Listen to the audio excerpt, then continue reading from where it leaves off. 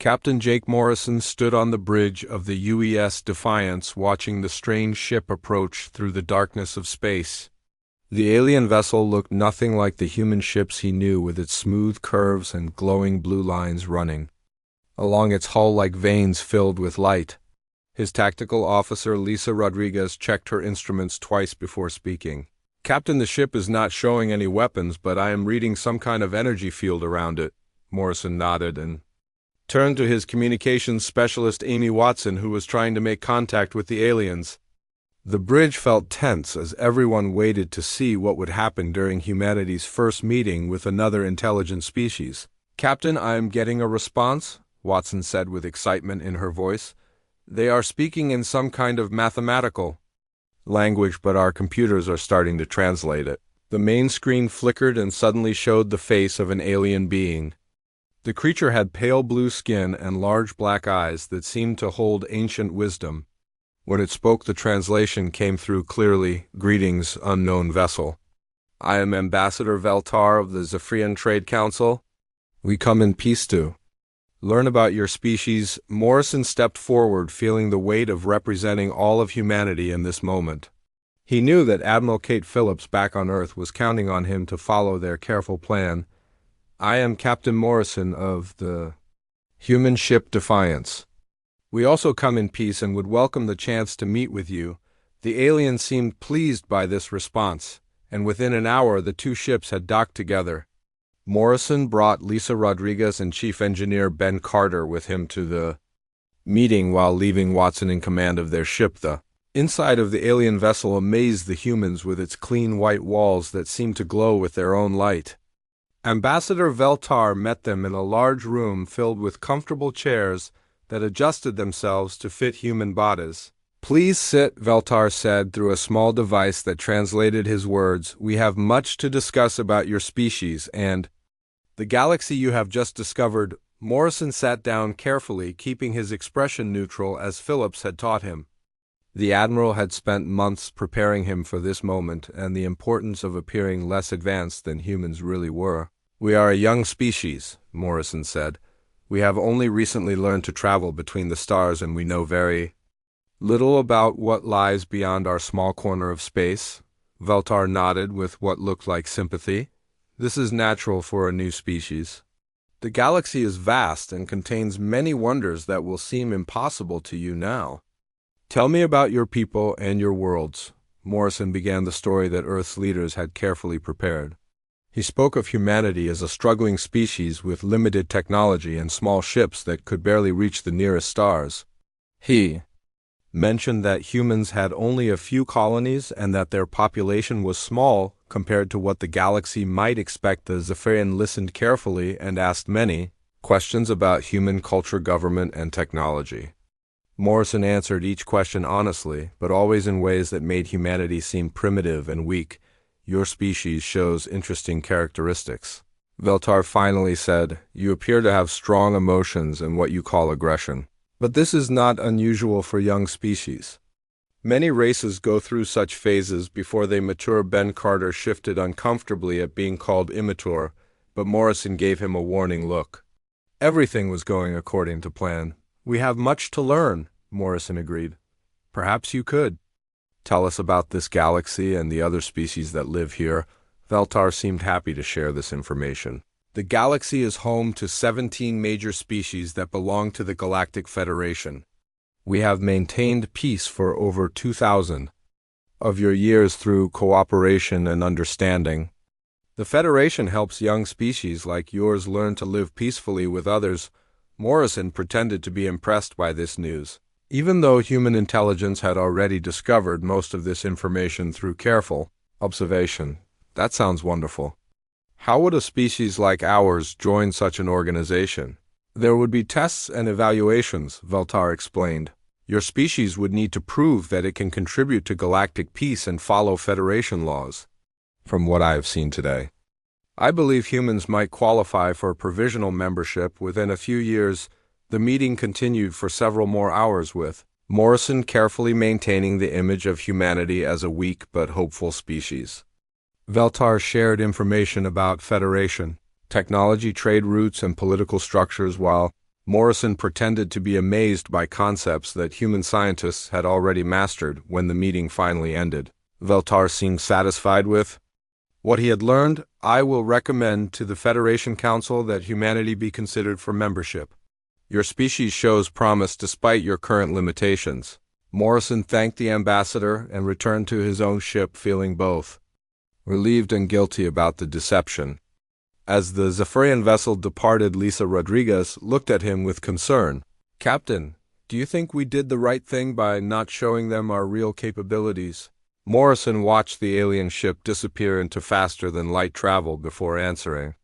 Admiral Phillips believes this is the only way to keep Earth safe while we learn about potential threats. If other species think we are weak, they will not see us as a danger until we are ready to reveal the truth. Back on Earth, Admiral Phillips received Morrison's full report and smiled with satisfaction. The first phase of protocol deception had worked perfectly, and humanity had taken its first step toward controlling its own destiny in a galaxy full of unknown dangers. 6 months after first contact, Ambassador Roy Jenkins walked through the corridors of Harmony Station, feeling like he was being watched by every alien species in the galaxy.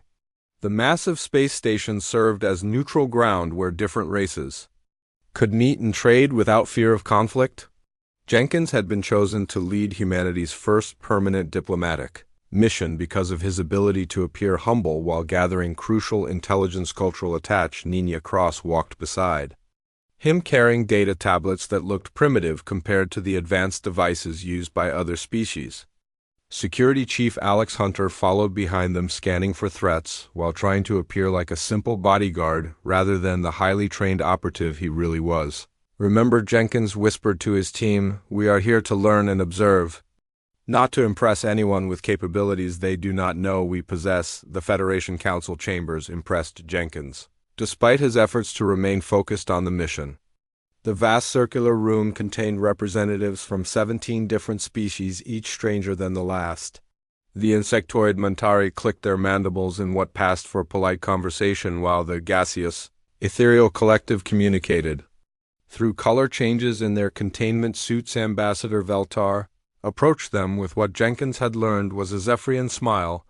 Welcome to Harmony Station, Ambassador Jenkins. I am pleased that your species has decided to pursue membership in our Federation. Jenkins bowed slightly as Earth's protocol experts had taught him. We are honored by this opportunity to learn from such advanced civilizations. Humanity has much to discover about peaceful coexistence in the galaxy. Veltar introduced Jenkins to other Federation representatives, including the crystalline Altarian Prime Minister Zorath, whose people would later become humanity's closest allies. Each species seemed curious about the newest potential members, but none appeared to view humans as anything more than primitive newcomers. The real education began when Jenkins attended his first intelligence briefing. Nina Cross had managed to access Federation databases using methods that would have shocked their hosts if they knew how advanced human computer skills really were. What she discovered made Jenkins send an urgent encrypted message back to Earth. The galaxy was far more dangerous than the peaceful Federation wanted to admit. The Draknari Empire controlled nearly 1/3 of known space through conquest and intimidation. Their military forces outnumbered all Federation ships combined, and their technology was specifically designed for warfare rather than exploration. The Federation has grown soft, Cross reported during their private meeting. They have not fought a real war in over a century, and their ships are basically armed passenger vessels. If the Draknari decided to expand their territory, nothing could stop them. Meanwhile, human intelligence operative Sam Tucker was discovering even more disturbing information on the worlds he visited. Disguised as a simple trader, he traveled throughout Federation space, documenting military installations, trade routes, and political weaknesses. Tucker's reports painted a picture of a galaxy ripe for conquest. Most Federation species had populations that lived in luxury without understanding the cost of their safety. Their military forces existed mainly for ceremony and had never faced a real threat. Even worse, the Federation's leadership seemed willfully blind to the growing dangers around them. On the Draknari border world of Kresh, Tucker witnessed firsthand what humanity might face in the future. General Dexran addressed a crowd of conquered aliens, explaining how their world would serve the Empire. The general's words were translated for Tucker by his universal communicator. Your resistance was pathetic and your weapons useless against Drachnary might.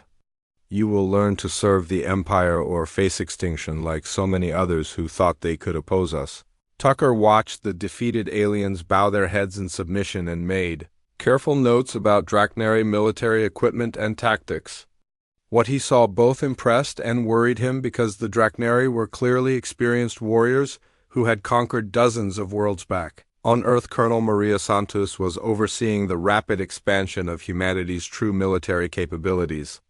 Hidden shipyards in asteroid belts and behind the moon produced vessels far more advanced than anything the aliens had seen. Each ship was equipped with weapons and defenses based on human innovations that other species had never discovered. Dr. Peter Hayes worked day and night in his laboratory, developing technologies that would give humanity overwhelming advantages in future conflicts. His quantum torpedo project was nearing completion, while his work on stealth systems had already produced ships that were invisible to all known sensors. The key to human success was understanding physics in ways that other species had missed. While aliens had focused on energy weapons and shields, humans had explored kinetic systems and gravitational manipulation. These different approaches would soon prove decisive. General Patricia Webb coordinated all aspects of protocol deception from her command center deep beneath Earth's surface. She received regular reports from Jenkins, Tucker, and dozens of other operatives positioned throughout the galaxy. Each piece of information helped build a complete picture of galactic military and political structures. The Drachnary are planning something big, Webb told Admiral Phillips during their weekly briefing. Our sources indicate they are massing forces near the Altarian border. If they attack, it will test whether the Federation can actually defend its members. Phillips studied the tactical display showing Drachnary fleet movements. This could be the opportunity we need to see how effective Federation military forces really are. Make sure our people are in position to observe and record everything that happens. The Drachnary began their testing phase with small raids on human colonies in border regions. Each attack was carefully monitored by Lieutenant Commander Steve Clark, who ensured the aliens saw only what humanity wanted them to see. Human defenders appeared to struggle against relatively small Drachnary forces while secretly documenting enemy weapons and tactics. The raids served multiple purposes for Earth's hidden agenda. They provided valuable intelligence about Drachnary military capabilities while reinforcing the impression that humanity was a weak species barely holding its territory. Most importantly, they gave human forces actual combat experience against alien technology. Clark made sure that some human colonies appeared to be abandoned after Drachnary attacks, while others seemed to be defended by outdated weapons and desperate civilians. In reality, every engagement was controlled to provide maximum intelligence value while maintaining the deception of human weakness. Ambassador Jenkins continued his diplomatic work on Harmony Station, gathering political intelligence and building relationships with potential allies. He learned which species might side with humanity in a future conflict, and which ones would likely remain neutral or even oppose. Earth Altarians particularly impressed Jenkins with their genuine desire for peace and their horror at Drachnary aggression.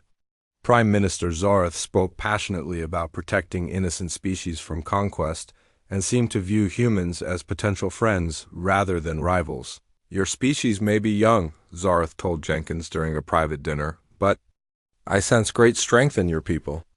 Perhaps together we can find ways to preserve peace in these troubled times. Jenkins felt guilty about deceiving such an honorable being, but knew that humanity's survival might depend on maintaining their carefully constructed image of weakness until the right moment came to reveal their true capabilities. The emergency transmission from Altaria Prime reached Harmony Station just as Ambassador Jenkins was preparing for another routine Federation Council meeting. Commander Nelela's voice carried desperation as she described the Drachnary invasion. Fleet approaching their homeworld, 1,200 warships have entered our system. Nyla reported, we have only 30 patrol vessels and they are no match for Drachnary battlecruisers. Prime Minister Zorth requests immediate Federation assistance.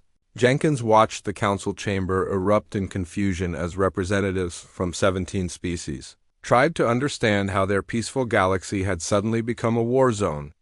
The crystalline Altarians had been model Federation members for over 8 centuries, and their beautiful cities represented everything the Federation claimed to protect. Ambassador Veltar called for order as different species shouted conflicting suggestions about how to respond.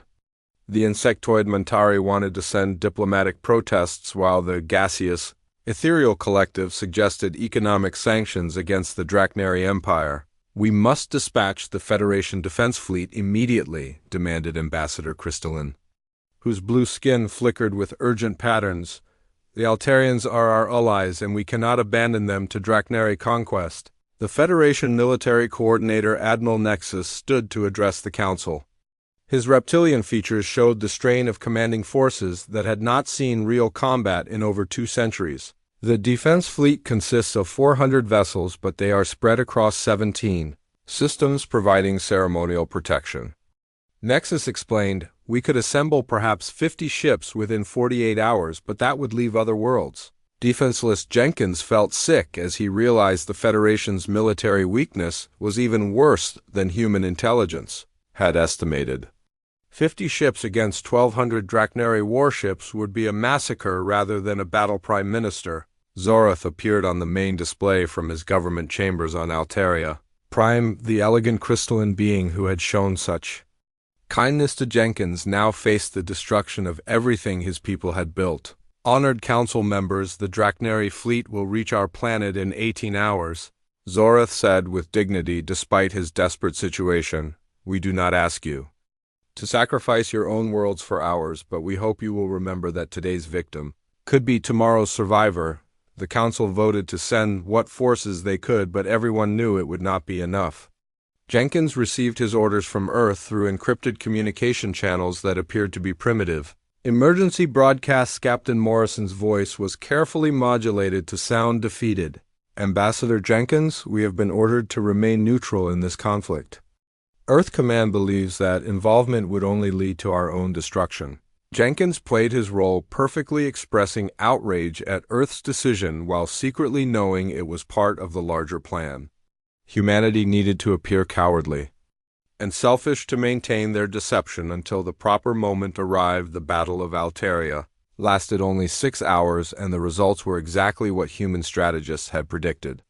The Federation Defense Fleet fought bravely, but their ceremonial weapons and outdated tactics proved useless against Drachnary military efficiency. Jenkins watched the reports come in, feeling genuine sadness for the Altarian people, who were dying while he maintained his species' deception.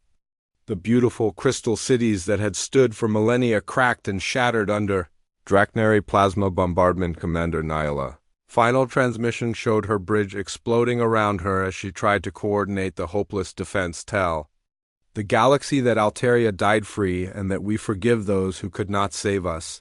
The Federation's defeat had consequences beyond Altarian suffering." Other aggressive species throughout the galaxy watched the battle's outcome and realized that the Federation could not protect its members from determined attackers. The Insectoid Hive Collective had been quietly expanding their territory for decades through infiltration and subversion. Now they launched open attacks on 3 Federation border worlds, confident that no effective resistance would come. The predatory void hunters emerged from the dark space between stars where they had been building their strength for generations. Their biomechanical ships attacked trade routes and isolated colonies with savage efficiency. Within 2 weeks, 7 Federation worlds had fallen to various conquerors, and panic spread throughout civilized space. Species that had lived in peace for centuries suddenly faced extinction as the galaxy's predators emerged from hiding. Ambassador Jenkins made passionate speeches at emergency council sessions while secretly coordinating with Earth's Shadow Intelligence Network. Commander Rachel Stone led a group of human refugees who positioned themselves on key worlds throughout Federation space. These operatives appeared to be fleeing the chaos like so many others, but they were actually gathering final intelligence and preparing for humanity's eventual revelation. Each agent carried equipment that seemed primitive but contained advanced sensors and communication devices. General Patricia Webb monitored the situation from her command center on Earth, feeling like a chess player watching her opponents make exactly the moves she had predicted. Every alien species was reacting according to human psychological profiles. Developed over months of careful observation, the Draknari will announce their intention to conquer Earth within the next 72 hours, Webb told Admiral Phillips.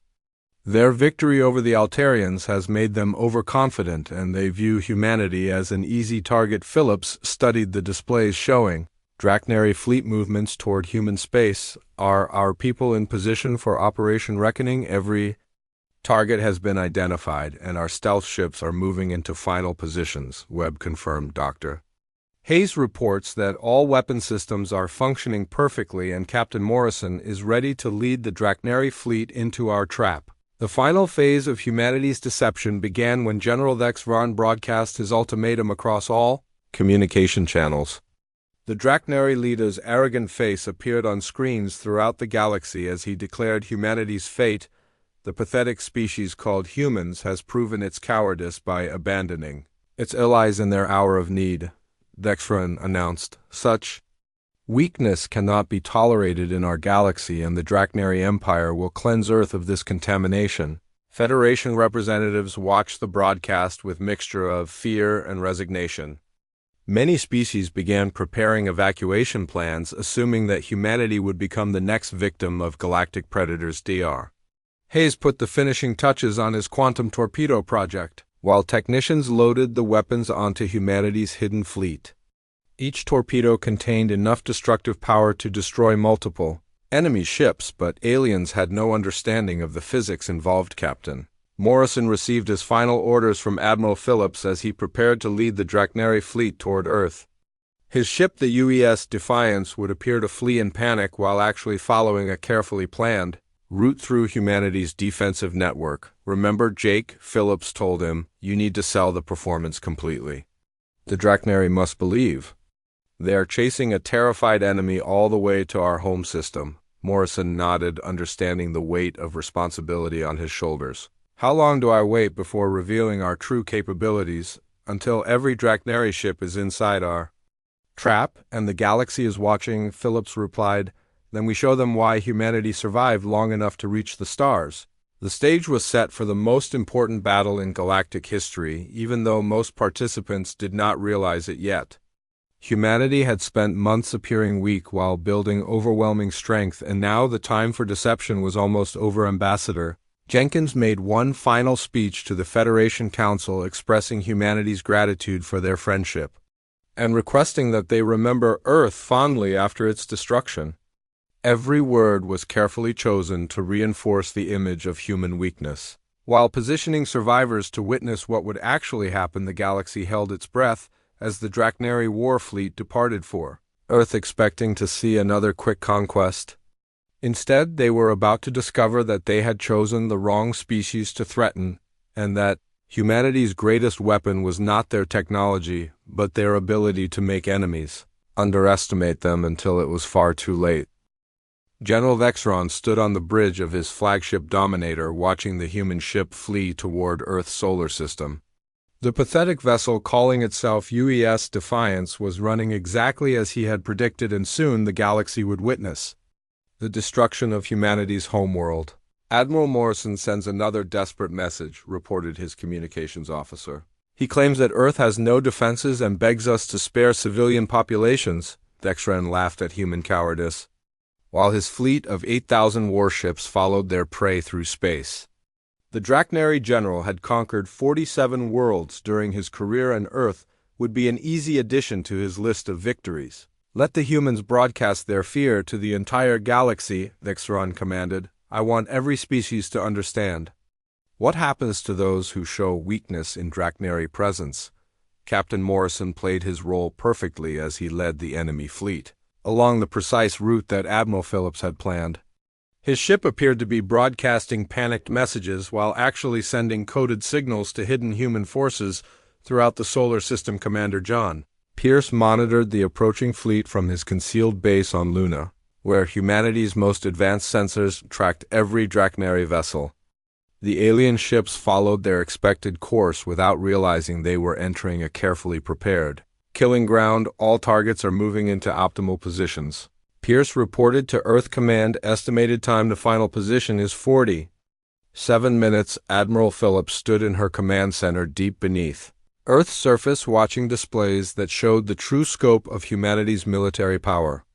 3,000 advanced warships waited in hidden positions throughout the solar system, while thousands more prepared to reveal themselves across the galaxy. Dr. Hayes completed final checks on the quantum torpedo delivery systems while technicians prepared to activate weapons that would revolutionize galactic warfare. Each torpedo contained physics principles that alien scientists had never discovered. All weapon systems are green and ready for deployment, Hayes reported. The Draknari shields and armor will provide no protection against quantum cascade effects. President Susan Taylor prepared to address the galaxy from her secure bunker, knowing that her words would mark the end of humanity's greatest deception. Every alien species would soon learn that Earth had been hiding capabilities beyond their imagination.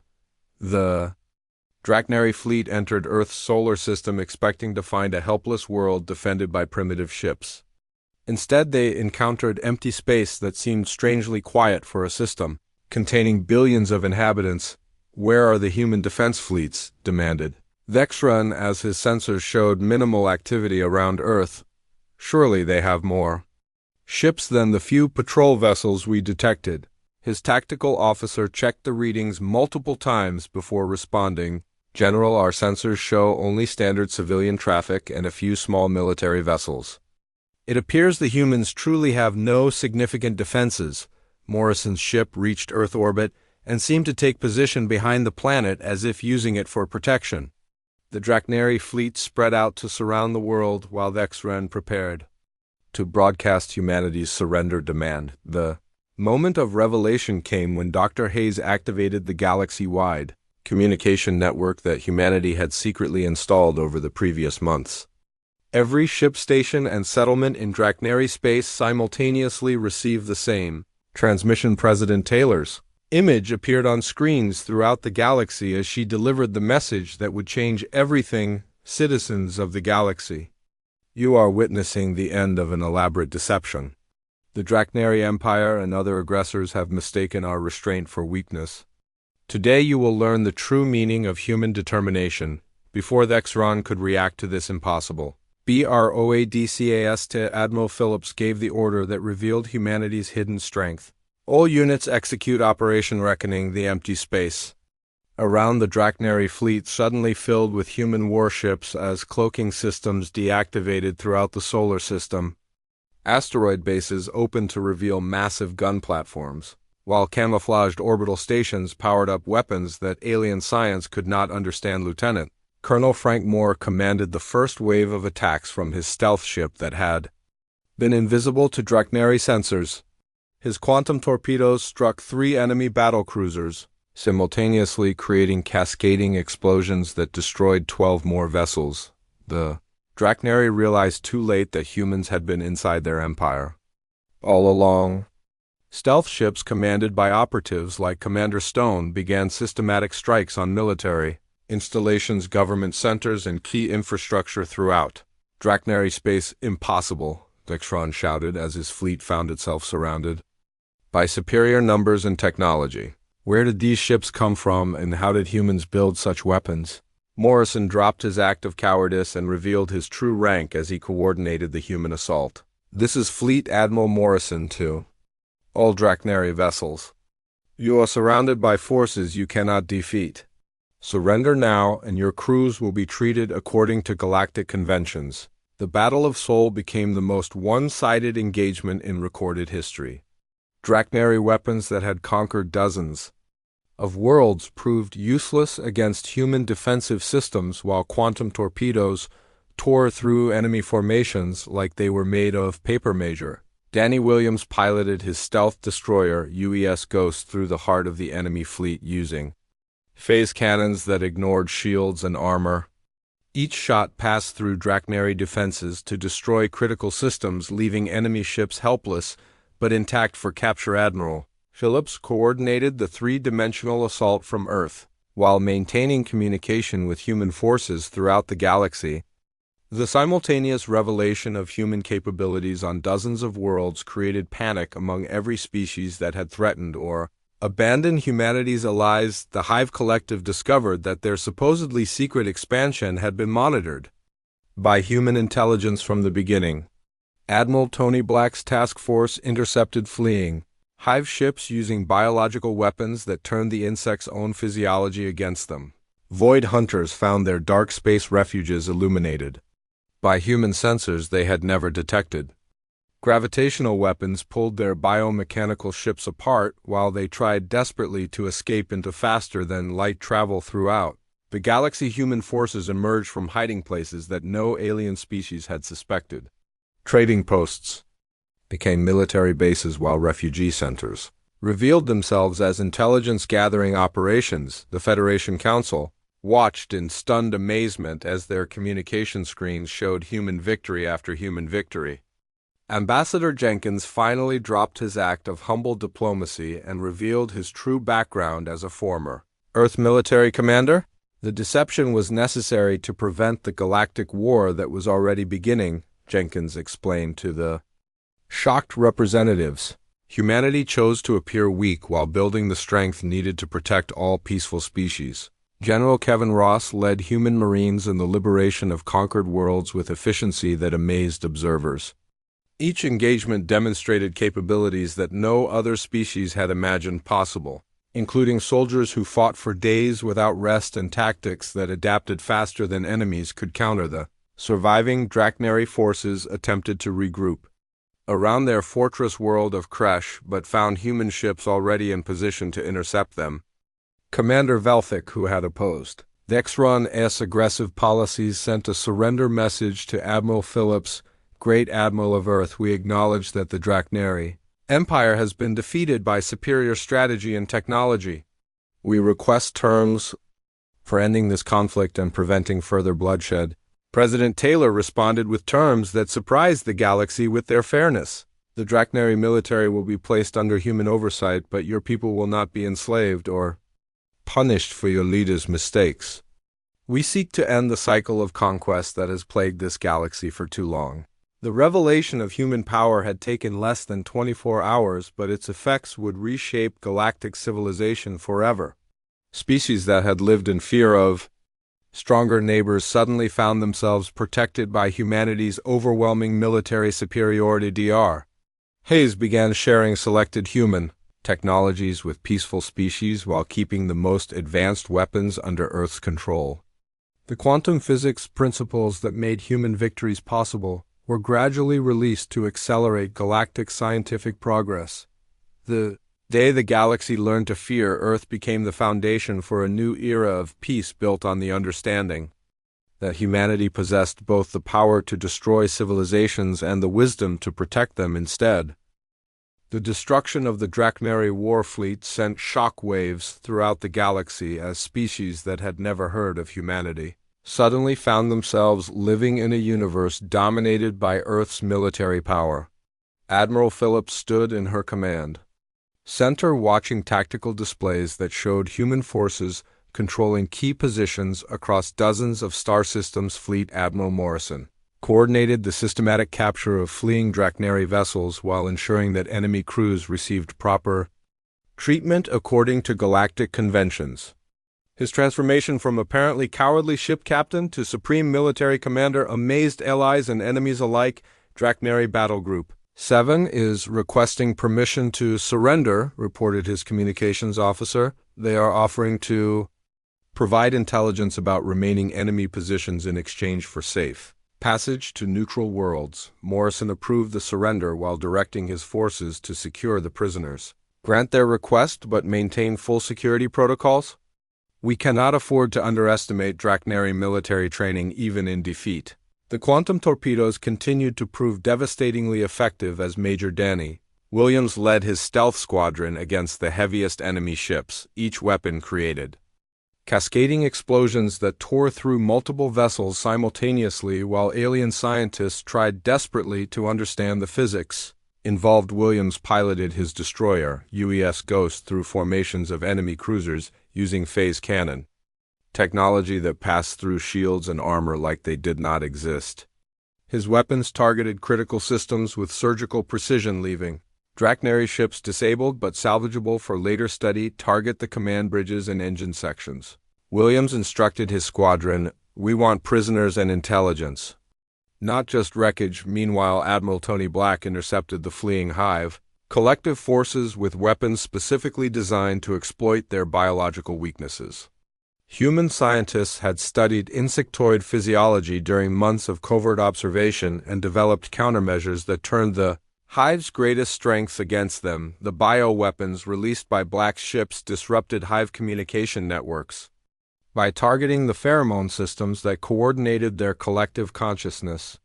Individual hive ships found themselves isolated and confused without the guiding influence of their queens. "Hive formation is breaking apart," reported Black's tactical officer. "Their ships are firing randomly and several have collided with each other." The Void Hunters faced an even more decisive defeat as human gravitational manipulators tore their biomechanical vessels apart at the molecular level. The predatory species had evolved in the dark spaces between stars where conventional physics behaved differently, but human technology worked perfectly in any environment. Commander Stone activated sleeper cells throughout the galaxy, revealing the true extent of human intelligence penetration. What every alien species had thought were trading posts, research stations, and refugee centers transformed into military installations within hours. Phase 1 objectives are complete. Stone reported to Admiral Phillips, "All major enemy command centers have been neutralized and their communication networks are under our control." The speed of human victory shocked even Earth's own planners, who had expected the campaign to last several weeks. Instead, alien resistance collapsed within days as species discovered that their most secure locations had been compromised for months. General Kevin Ross led the liberation of conquered worlds with efficiency that bordered on the supernatural. His Marines moved through hostile territory with perfect coordination, while alien defenders found their weapons and tactics utterly inadequate against human training. The Altarian survivors are being evacuated from the ruins of their capital city, Ross reported. "Prime Minister Zoroth is alive, but his government buildings were completely destroyed during the Draknari occupation. The rescue of Altarian civilians provided humanity with powerful propaganda as grateful refugees spread stories of human heroism throughout the galaxy." The crystalline beings who had shown such kindness to Ambassador Jenkins became living symbols of Earth's commitment to protecting innocent species. Dr. Hayes supervised the deployment of advanced medical technology to treat wounded aliens while carefully avoiding any revelation of humanity's most sensitive scientific secrets. Human field hospitals appeared on liberated worlds within hours of their capture using equipment that seemed miraculous to local populations. President Taylor addressed the galaxy again as reports of human victories continued to arrive from every sector. "The age of conquest and oppression is ending because Earth will not tolerate the strong preying upon the weak. Every peaceful species can count on human protection." The psychological impact of Earth's revelation proved as important as the military victories themselves. Species that had lived in fear for generations suddenly found themselves protected by forces beyond their comprehension. Ambassador Jenkins revealed his true background during emergency Federation Council sessions while explaining humanity's long-term strategy. Earth's deception was designed to identify threats before they could threaten galactic stability. "We apologize for any distress this may have caused our allies." The Federation representatives struggled to understand how they had been so completely deceived by a species they had considered primitive. Ambassador Veltar spoke for many when he expressed his amazement. "Your capabilities were hidden so perfectly that our most advanced sensors detected nothing unusual about human technology." "How did you achieve such complete deception?" Jenkins smiled as he gestured toward displays showing human ships throughout the galaxy. "We used your own assumptions against you. Every species expected humans to behave according to established patterns. So we gave you exactly what you expected to see, the revelation that humanity had been manipulating galactic perceptions for months." created a mixture of fear and admiration among alien diplomats. Some species worried about what other surprises Earth might be hiding, while others felt grateful for human protection commander. Velthik emerged as the new leader of Draknari survivors after General Vexron died during the final battle over their homeworld. The moderate Draknari officer had opposed his predecessor's aggressive policies and now sought to rebuild his civilization under human guidance. The Draknari people acknowledge Earth's supremacy and request permission to begin reconstruction of our damaged worlds, Velthik transmitted to Admiral Phillips. We are prepared to accept whatever terms humanity considers appropriate. Phillips responded with surprising generosity that reinforced Earth's image as a protector rather than conqueror. Your people will be treated as potential allies rather than defeated enemies. Human advisors will help rebuild your civilization, but you will retain self-governance under Federation oversight. The systematic destruction of hostile forces continued as human ships appeared in star systems that had never seen alien visitors before. Earth's intelligence network had identified every significant military installation in the galaxy and methodically eliminated threats while sparing civilian populations there. Hayes began releasing selected technologies to allied species while maintaining strict control over the most advanced weapon systems. Quantum physics principles that enabled human superiority were shared gradually to accelerate galactic scientific progress without creating new threats. The liberation of enslaved populations provided humanity with millions of grateful allies who spread stories of Earth's benevolence throughout their home regions. Former prisoners of the Draknari Empire and other aggressors became ambassadors for human values and protection. General Ross established refugee camps on dozens of worlds using human resources to provide food, medical care, and security for displaced civilians. The efficiency of these operations impressed observers who had never seen such large-scale humanitarian efforts. Earth's military power is matched by their commitment to protecting innocent lives, observed Federation Military Coordinator Admiral Nexus. This combination of strength and compassion represents something entirely new in galactic affairs. The final phase of human victory came when resistance movements on occupied worlds began receiving advanced weapons and training from Earth's special forces. Local populations that had suffered under alien oppression suddenly found themselves equipped to fight back with overwhelming advantages within 1 week of the initial revelation. Human forces had eliminated every major threat to galactic peace, while establishing the foundation for a new form of interstellar government. The galaxy that had learned to fear Earth was discovering that this fear could become the basis for unprecedented cooperation and prosperity.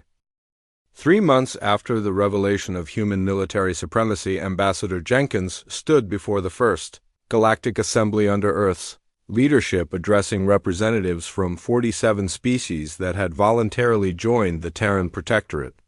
The massive chamber on Harmony Station had been expanded to accommodate delegates from civilizations that had never participated in galactic politics. Before President Taylor's image appeared on screens throughout the assembly as she explained humanity's vision for the future. Earth accepts the responsibility of protecting peaceful species from those who would exploit their weakness. We did not seek this role, but we will not abandon it now that circumstances have placed it upon us. The transformation of galactic civilization had proceeded faster than even human planners had anticipated. Species that had lived in isolation for centuries eagerly joined the Protectorate, seeking Earth's protection while offering their own contributions to the growing alliance. Admiral Phillips had been appointed Supreme Commander of Galactic Defense Forces with authority over military units from dozens of worlds. Her command structure integrated human technology with alien capabilities, creating the most powerful peacekeeping force in recorded history. The old Federation maintained peace through weakness and hope, Phillips explained to her multinational staff. The Protectorate maintains peace through strength and determination. Aggressors now understand that attacking any member world means facing Earth's full military response. Dr. Hayes led the technological renaissance that was revolutionizing life throughout the galaxy. Human scientific principles were being shared with allied species, while careful controls prevented the spread of weapons technology to potentially hostile civilizations. the quantum physics discoveries that had made human victory possible, were gradually released to accelerate progress in medicine, transportation, and communication. Diseases that had plagued alien species for millennia yielded to human understanding of biological systems. Fleet Admiral Morrison commanded the UES Victory, humanity's new flagship that served as mobile headquarters for Protectorate operations. The massive vessel combined the best technology from multiple species under human coordination, creating capabilities that exceeded the sum of its parts. Reports are coming in from the Outer Rim sectors, Morrison informed Admiral Phillips. 3. More species have requested membership in the Protectorate after witnessing our protection of the crystalline worlds. The liberation and reconstruction of Alteria Prime had become a symbol of human commitment to justice and renewal. The beautiful crystal cities were being rebuilt using human engineering combined with traditional Alterian architecture, creating structures more magnificent than anything seen before. Prime Minister Zoreth had become one of Earth's strongest advocates among alien leaders, frequently speaking about the debt his people owed to human sacrifice and determination. Humanity could have chosen to rule through fear and oppression as the Draknari did, Zoreth told the assembly. Instead, they chose to rule through protection and inspiration. This choice reveals the true character of Earth's people. Commander Velthic represented the reformed Draknari civilization that was slowly earning trust within the Protectorate through genuine reform and cooperation. The former warrior had embraced peaceful development while maintaining enough military strength to contribute to collective defense. The Draknari Empire was built on the belief that strength meant domination, Velthic admitted. Earth has taught us that true strength means having the power to destroy your enemies, but choosing instead to make them your allies. The integration of former enemy species into the Protectorate demonstrated humanity's commitment to redemption rather than revenge. Careful monitoring ensured that rehabilitation was genuine while offering former aggressors the chance to contribute positively too.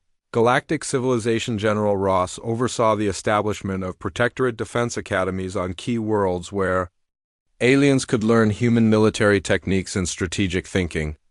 These institutions became centers of cultural exchange as well as military training. We are not creating human copies, Ross explained to his instructors. We are teaching each species to maximize their natural capabilities while coordinating with other Protectorate forces.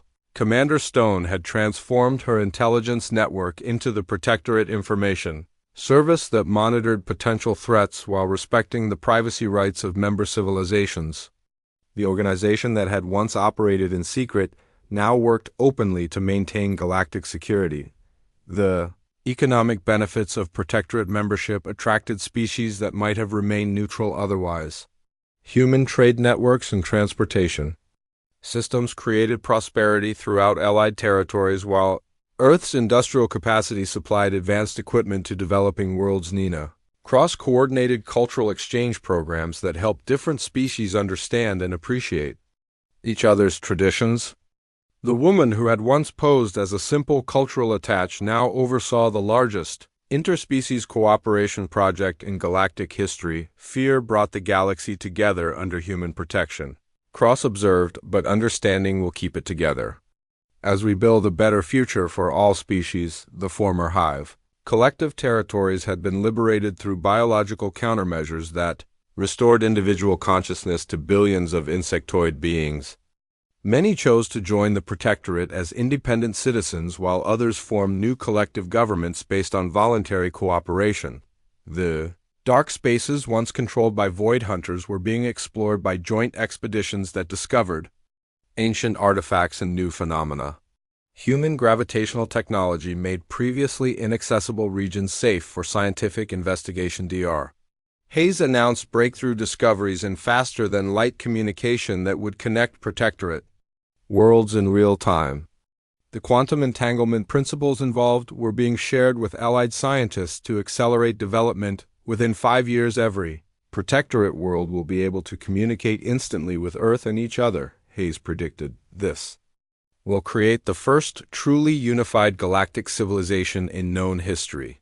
The success of human governance was measured not just in military victories, but in the voluntary expansion of protectorate membership. Species that had initially feared Earth's power were discovering that human protection came with unprecedented freedom and prosperity. President Taylor concluded her address to the Galactic Assembly with words that would be remembered throughout the galaxy. Humanity never wanted to rule the stars, but we accepted the responsibility when it became clear that peace required strength. Today we offer that strength in service of justice, and tomorrow we will continue to stand guard against those who would threaten the innocent. The applause that followed came from representatives of species that had once viewed humans as primitive newcomers. Now they understood that Earth's apparent weakness had been humanity's greatest weapon, and that the galaxy's future depended on the strength that came from unity. Under human protection, Admiral Phillips watched the ceremony from her command center, knowing that the real work of building galactic civilization was just beginning. Human forces remained vigilant against external threats, while internal challenges required diplomatic solutions rather than military ones. The day the galaxy learned to fear Earth had indeed become the foundation for unprecedented peace and cooperation. Fear had evolved into respect, and respect was growing into genuine partnership as different species discovered that humanity's greatest gift was not their ability to wage war, but their determination to make war unnecessary. Commander Cross looked out at the stars from the observation deck of Harmony Station, watching ships from dozens of worlds working together under human coordination. Children of various species played in the station's gardens, while their parents conducted business that would have been impossible under the old Federation system. The galaxy had learned to fear Earth, but in that fear they had found hope for a future where strength protected weakness rather than exploiting it. Humanity had become the guardian species they had never intended to be, and the responsibility was transforming them into something greater than they had ever imagined possible.